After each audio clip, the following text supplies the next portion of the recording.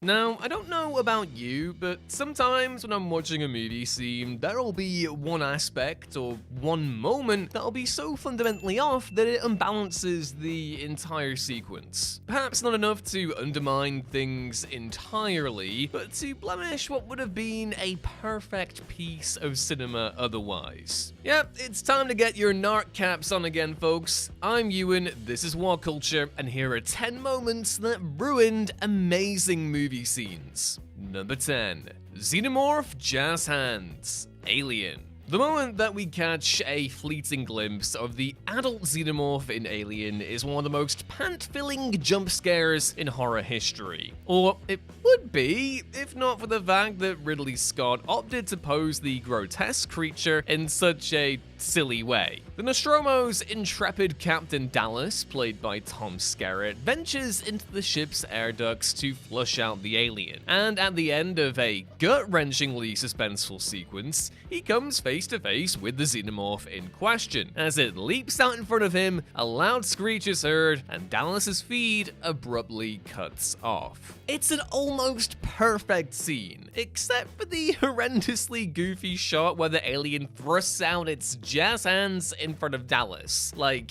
it's saying, "Hey, it's me, the xenomorph." Yeah, the Xeno just seems to be randomly reaching into the darkness without actually grabbing hold of Dallas makes it that much worse. With some sneaky editing magic, namely cutting away earlier, it probably wouldn't seem quite so silly. Although, in my personal opinion, it's still not quite as bad as that shot of the Xeno hanging out the escape shuttle in the finale. Poor guy. Number 9. Magneto switches to English. X-Men First Class. X-Men First Class features one of the most badass scenes from any X-Men movie, when Eric Lensher, aka Magneto, here played by Michael Fassbender, is shown hunting down some Nazi scum in an Argentinian bar. This very Tarantino-esque sequence features dialogue spoken entirely in German, and after Magneto cleans house, the one remaining Nazi asks him who he is. At this point, we dolly in beautifully as Magneto suddenly switches to English and says, "Let's just say I'm Frankenstein's monster, and I'm looking for my creator," before finishing the Nazi off. It's such a cool, well-orchestrated scene, and yet the random switch to English makes no sense at all. Why would he do this when he's talking to a German? It's just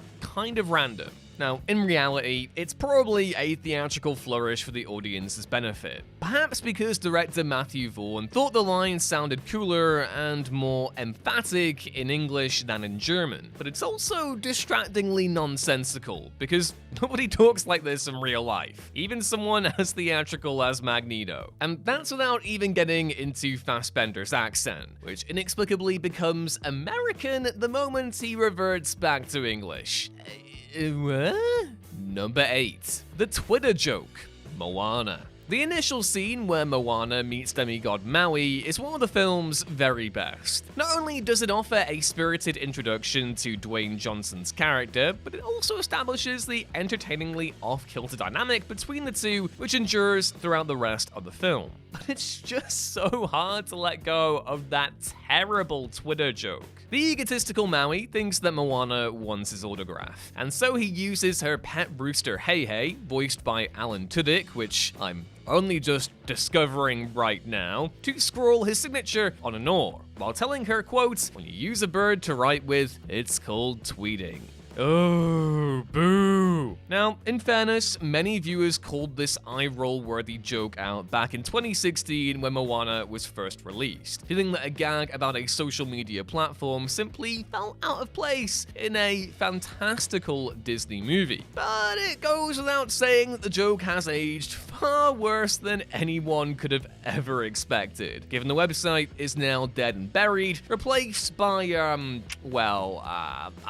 not on there anymore, so I'll just leave it at that. Yeah, it's a thing when you can't even shut the world out and enjoy your escapist Disney media without being reminded of some of the worst aspects of online culture. Even accepting that Disney could have never known what would become of Twitter in the decade following Moana's release, there's probably a lesson here about not referencing very online things TM in otherwise timeless works of cinema. Number 7. The final jump scare, Sinister. To director Scott Derrickson's credit, Sinister does actually have a couple of bracingly effective jump scares, but the one at the end? Yo, it's a stinker. The film's final sequence is, for the most part, absolutely chilling, as protagonist Ellison Oswalt, played by Ethan Hawke, his wife, and his son are killed by his possessed daughter Ashley, played by Claire Foley, at the urging of the pagan deity Bagul. Ashley then paints the walls with the gore of her own murdered family before Bagul shows up to claim Ashley as one of his ghostly children. The final shot lingers on the box containing the footage of the Oswald's deaths, a fitting final image given the movie's subject matter. But of course, this being a studio horror movie, it had to end with a final jump scare, as Bagul suddenly dives back into frame, accompanied by a loud tension chord, and we finally, at long last, cut to black. Okay, so the issue here is that Bagul is already tough to take seriously, given that he looks like an especially daft Slipknot reject, and also the name is pretty bad, but did we really need to have him break the fourth wall in the film's final second too? Not gonna lie, this kinda reeks of a studio note.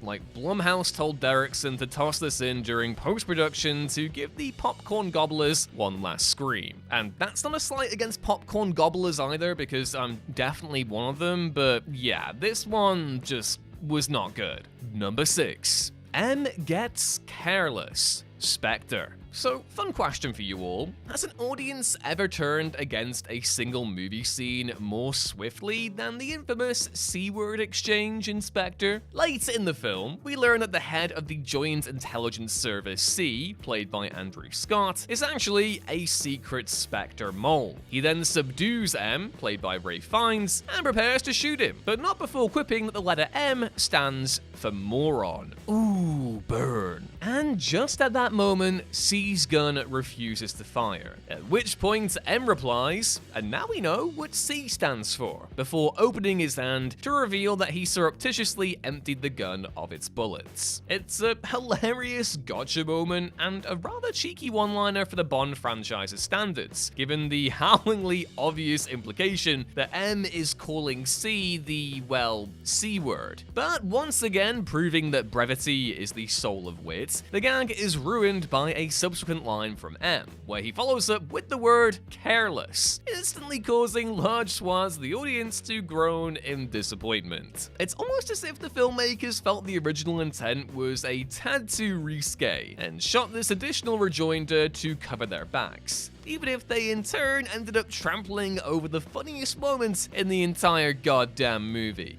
Number 5. The Scooter Clothesline. Guardians of the Galaxy Volume 3. Guardians of the Galaxy Volume 3 features one of the most harrowing sequences in the entire Marvel Cinematic Universe, when a flashback details the horrible eventuality of Rocket's past. Not to dig up old trauma for everyone here, but the scene shows the deaths of Rocket's pals, Otter Lila, Walrus Teefs, and Rabbit Floor, at the hands of the High Evolutionary and his goons, before Rocket brutally wounds the High Evolutionary, kills his goons, and escapes. As Rocket flees, James Gunn cuts back to the Guardians on Counter-Earth. A citizen drives up behind Drax on a motorbike, prompting Drax to clothesline him off said bike. In isolation, it's a mildly amusing slapstick gag, but coming mere moments after we saw Rocket staring at his beloved Lila's corpse, it really does not land. The mood whiplash is outrageous, and given that Gunn is typically highly skilled at navigating tricky tonal shifts, this is definitely a rare case where he simply failed to pull it off. We needed to sit with this heart-wrenching moment for just a little bit longer, or at least ease back into the silliest stuff rather than bashing us over the head with a full-on wacky slapstick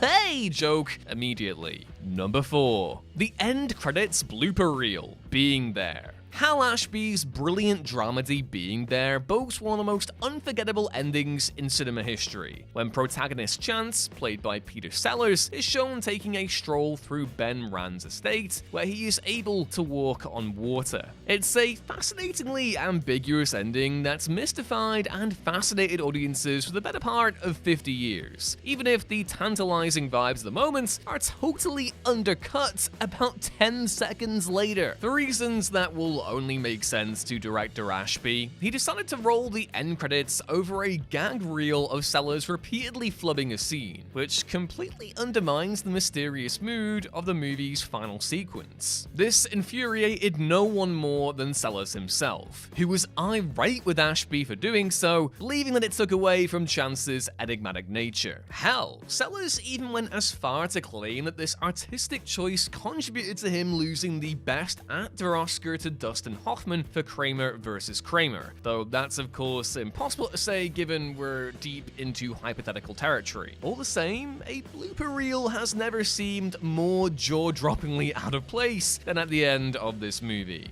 Number 3. CGI Zombie Baby. Dawn of the Dead 2004. Zack Snyder's Dawn of the Dead remake is a surprisingly worthy, visceral effort, and makes the bold decision to toss an undead baby into the mix. Midway through the film, the infected pregnant Luda gives birth and dies during the process, after which the other survivors discover the zombie child she left in her wake. But rather than lead the audience to imagine what a zombie baby might look like, Snyder shows us instead a terrible cartoonish CGI iteration, presumably because few parents would willingly let a film shoot cover their precious Bubba in zombie makeup, and understandably so. But rather than lead the audience to imagine what a grotesque zombie baby might look like, Snyder instead gave us a terrible cartoonish CGI iteration. And yeah, it looks like a Star Wars creature, let's be real. Snyder, admittedly rarely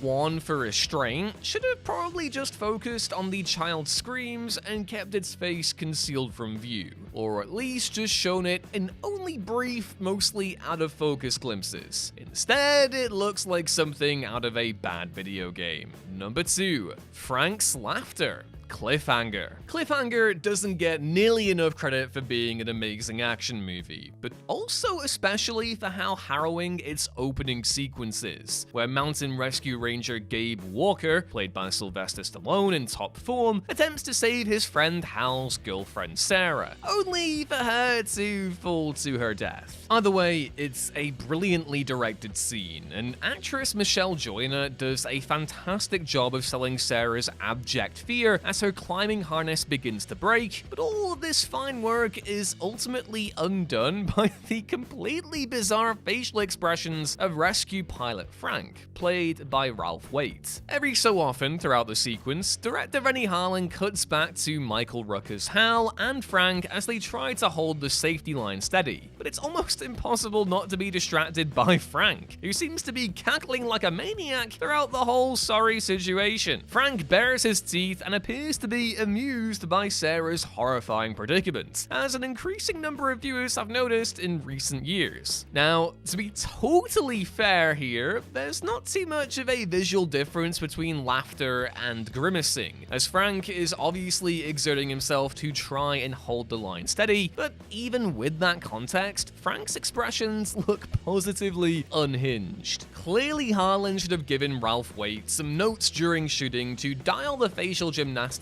back just a little bit, because it takes away from what's otherwise a palm-soakingly intense sequence. By the way, this movie is gorgeous too, and if you have the opportunity to watch the 4K done by Studio Canal, you absolutely should go out and do that. And number 1, the Dragon Zord roar. The Babadook. It goes without saying that sound is just as important as visuals in any movie. And while The Babadook is generally a masterclass in anxiety-riddled suspense, a late scene is absolutely derailed by a sound design mishap. Near the very end of the film, as protagonist Amelia, played by Essie Davis, comes face to face with the titular creature, it lets out a roar that will be familiar to just about anyone who grew up in the 1990s. Yeah, the roar in question was featured in a bevy of popular 90s media, namely for the Dragon Zord in Power Rangers and Motaro in the video game Mortal Kombat 3. While it's impossible for a filmmaker to be au fait with every last sliver of sound design in their own movie, it's staggeringly lazy for the sound team to recycle such an overused stock effect for the Babadook.